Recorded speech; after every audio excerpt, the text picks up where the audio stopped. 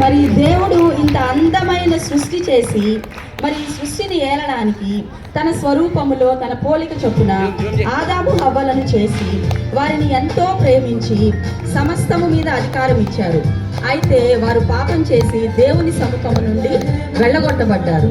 మరి పాపము ఇంకా విస్తరించి దేవుడు మానవుని చేసినందుకు పశ్చాత్తాపపడి నీతిమంతుడైన నోవాను ఓడ చేత రక్షించి మిగిలిన మానవ జాతిని జలప్రళయం ద్వారా నాశనం చేశారు.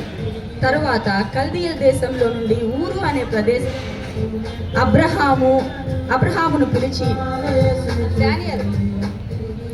అబ్రహామును పిలిచి వాగ్దాన దేశానికి నడిపించి వృద్ధాప్యంలో సంతానాన్ని ఇచ్చి ఆశీర్వదించారు.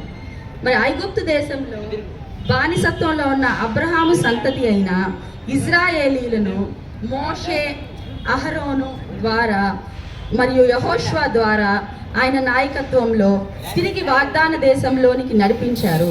వారికి ధర్మశాస్త్రాన్ని ఇచ్చి కట్టడలను ఆజ్ఞలను ఇచ్చారు.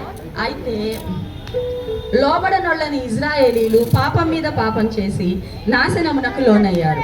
మరి దేవుడు లోకమును ఎంతో ప్రేమించారు గనుక వారిని నాశనం చేయడం ఇష్టం లేక బలులు ఇవ్వడం, మళ్ళీ పాపం చేయడం అనేది తీసివేసి వారి కొరకు ఒకే బలిగా తన కుమారుని పంపించాలని ఎంచి ఈ విషయాన్ని 100 సంవత్సరం ముందుగానే ప్రవక్తల ద్వారా పలికించారు.